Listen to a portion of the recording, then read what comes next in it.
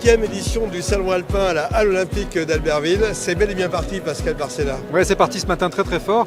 200 exposants, plus de 1000 marques représentées sur ce Salon Alpin. Pascal Barcella, on va proposer en quelques minutes une visite globale de ce salon avec de nombreux représentants des différentes filières. Oui, on va voir le GHR qui est notre partenaire sur ce salon, notre partenaire professionnel qui structure la profession. On va voir le Club Chic qui est notre nouvelle animation autour des décorations, de l'aménagement, de l'hôtellerie, de la restauration. On va aller à la rencontre de nouveaux exposants, je pense.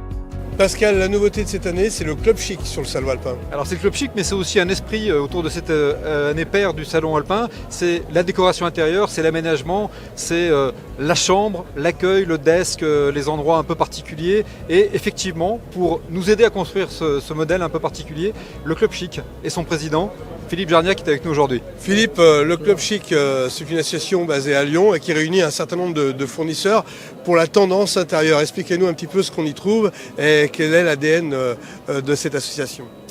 L'idée de départ, elle est relativement simple, c'est de dire qu'on a dans la région Auvergne-Rhône-Alpes des savoir-faire extraordinaires que tout le monde ne connaît pas d'ailleurs, et avec des entreprises qui ont des savoir-faire qui sont très différents mais les mêmes clients.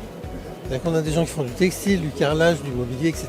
Ils sont à 20-30 km les uns des autres et ils ne se connaissent pas. Donc l'idée de base, c'était de dire tout simplement, allez pas forcément chercher à 3000 km ce que vous avez sous la main. Donc faisons l'inventaire de tous ces gens, faisons-les se rencontrer et petit à petit d'apprendre à travailler ensemble, etc. C'est ce qu'on a entamé depuis plus de 10 ans maintenant, ça fait 12 ans. Et ma foi, on est en train de faire monter en puissance une plateforme et l'invitation du Salon Alpin était une très belle nouvelle pour nous. Alors, qui est présent? Quelles sont les tendances qu'on peut y voir? Alors nous, on est parti pas forcément des tendances au sens cabinet de style qu'on entend d'habitude pour savoir si c'est du vert ou du jaune qui était à la mode. Parce que quand on fait un établissement, c'est pour 5 ans, 10 ans. Donc il faut se projeter, c'est pour ça qu'on a mis 2024-2030 en disant il faut sentir un petit peu les nouvelles tendances, les nouvelles aspirations des consommateurs. Et de dire on va réfléchir à l'évolution justement de ces établissements.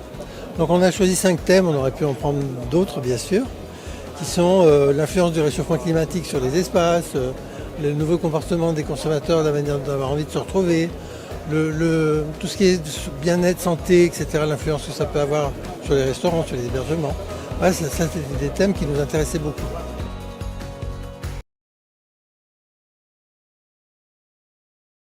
On les a aussi un petit peu forcés. Après, ils ont fait un petit peu ce qu'ils ont voulu aussi, et puis on s'est adapté. On a été très adaptable là-dessus, voilà, malléable, et au fur et à mesure on conçoit donc les 5 thématiques étaient là. Philippe nous les avait données, et à partir de ce moment-là, on a déroulé. Les partenaires régionaux, on en connaît, donc après on a travaillé avec notre réseau. Et le gros du job, c'était ça. Effectivement, comme dit Peggy, après les choix et les ajustements et les choix de couleurs, de texture, etc., on s'est beaucoup déplacé, on allait voir les fabricants, etc. Mais ça a été très très fou. Métier passion, c'est vraiment la création d'ambiance, la création d'atmosphère. C'est-à-dire que par rapport au métier de Peggy et de Mathilde, moi je vais prendre en fait toute leur créativité que je vais remodéliser pour pouvoir mettre tout ça en lumière.